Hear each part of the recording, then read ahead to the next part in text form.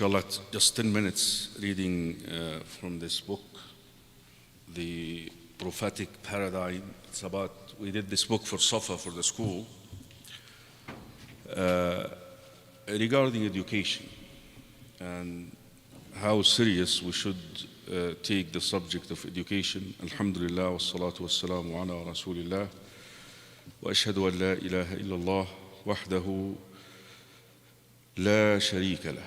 وأشهد أن محمدًا عبده ورسوله اللهم صل وسلم وبارك على سيدنا محمد وعلى آله وأصحابه وأزواج أمهات المؤمنين وعلى من اتبعهم بإحسان إلى يوم الدين.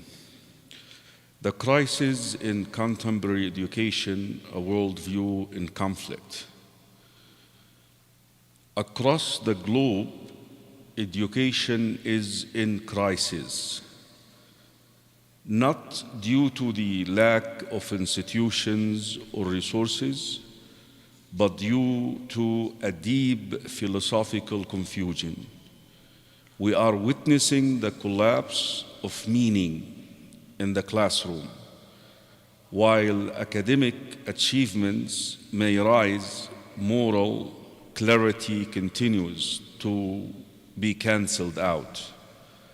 Students are well trained for exam and employment, yet unequipped to understand purpose behind their existence, navigate ethical challenges, or contribute to the societal healing.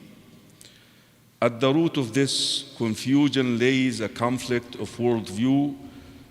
What is education? What is it for? And who is the human being it seeks to shape? The point here, ya ikhwa, we know that education, and I'm talking about education here in the public school system, has embraced what they call the separation between God and system, basically. You may end up reading 500 pages of textbook in school. There is no one single mention of God. They intentionally stripped the creation from the Creator.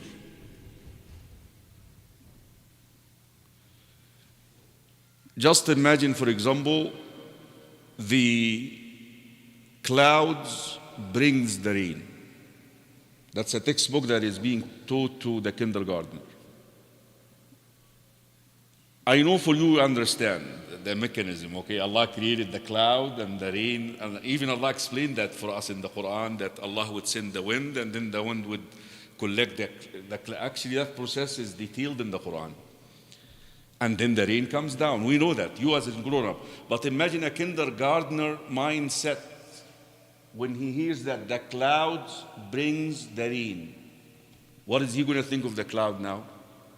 To be what? Its own self entity.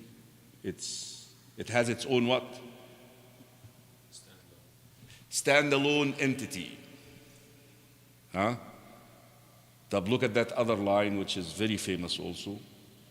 Genes define the gender, the color, the race, etc. I know Allah created genes in our bodies, DNA, which what does what. I know we know that. And even that process is already what?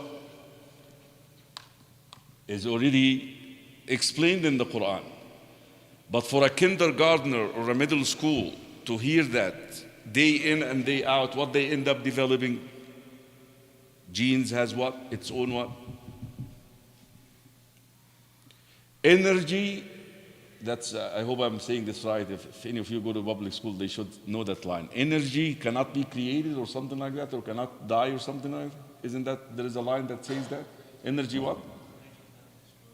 Energy cannot be destroyed nor created. That means you're given energy an attribute of Allah, which is what? Eternity. Now the only one is eternal is who? Listen, Allah existed and no one what? Energy did not exist. Now Allah said everything will be destroyed at a certain time. So you're given a creation of Allah, an attribute of Allah. So that's the model that will, and you can go through this, like I can share with you a lot of text. But because of this is an introduction and I want to limit this just to 10, 15 minutes maximum, inshallah. So this is the model that we have. And that is why you will find atheism skyrocketing across the board.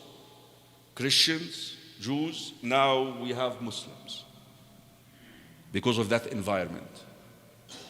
Imagine you send your child for 12 years. 12 years. K to 12, right? 12 years. All they learn is that stuff. Yeah, they don't tell you straightforward, disbelieve in Allah. There is always, I always look at this exchange in Surah Saba. ولو ترى إذ الظالمون موقوفون عند ربهم يرجع بعضهم إلى بعض القول يقول الذين استضعفوا للذين استكبروا لولا أنتم لكنا مؤمنين. So those who are not in control, because who decides this narrative in the public school? The people who are in power. Who decides to teach LBGT, gender, and all that? The system. The people what? So the people who are weak, like you and me, sending their kids to the public school, they will say to those who are in authority, has it been for you, we would have been what? We would have been believers. طيب, how they respond, يا شيخ رجب? قالوا قال الذين استضعفوا أنحن صددناكم عن الهدى بعد إذ جاءكم بل كنتم مجرمين. Did we force you to come to our system and learn? And did we force you to do that? You guys liked what we were doing, basically. You're transgressors as well. You liked our style. طيب, how the people who are weak will respond? Yeah, you didn't force us. They will say what? قال الذين استضعفوا للذين استكبروا. Look at this. بل مكر الليل والنهار. Yeah, you didn't do it straightforward, but you did what? Makr. Seeping. Yeah, you didn't come straightforward to us. This is the model that we have. Now, in reaction to this model, and I want to set the stage for what to come next, inshallah, we ended up with two reactionary. I'm talking about the Muslim world. I'm talking about as Muslims now. We ended up with two reactionary models. The first one is only religious education. I'm just going to teach my children Quran, Sunnah, Fiqh, science, math. No, we don't want that. What do you think about this pattern? What do you think? It's very dangerous. As a response, some Islamic efforts swung to the opposite extreme, rejecting all forms of modern knowledge and infrastructure as inherently secular. The outcome, religious content taught in isolation. You're teaching a theory without what? A retreat from engaging in the contemporary world. When you retreat like this, you're letting the non-Muslims what? Be in charge. A mindset of suspicion towards modernity, even when neutral or beneficial.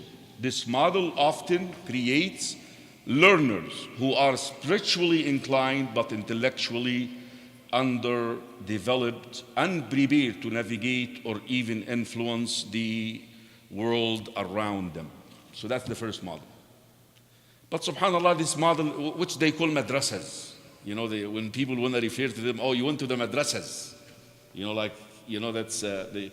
but that model somehow is also what is disappearing too, is not there.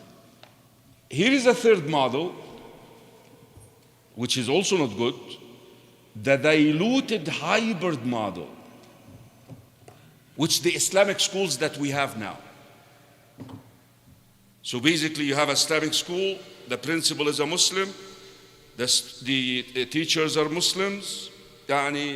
There are some liberalism there too, that you could wear your hijab or not, it's up to you. We have some schools like that. And how they do it, they teach math, science, language arts, the core subjects, the way they are in the West. Like you go to public school. But when the child, then they add what? The three subjects: Arabic, Islamic studies, Quran. So when the child goes to the secular teacher, he's what? And when he is in the Quran, Arabic class, he's what? That is where you created what? A bipolar generation. That's what we have. That's the generation that we have now. A child with his, hey man, what's up dude, man, hey. Assalamu alaikum wa rahmatullah. The two characters model. You will notice that in the youth. Because there is a split between what? Between the two subjects. Now we come to the title of this book, which inshallah we'll read from it every other night maybe, or when Allah allows us. The Prophetic Paradigm. The Prophet integrated both. Islam integrated both. Deen is also taught within math, within science, within language arts. Actually, these subjects can enrich and build up Iman more than the pure Islamic studies subjects, if you have the right approach. But the problem we have is human resources, people who actually believe in that, are aware of this. It takes a lot of education. Jazakum Allahu khaira. We'll continue more inshallah with this book. سبحانك اللهم وبحمدك أشهد أن لا إله إلا أنت أستغفرك وأتوب إليك والحمد لله رب العالمين.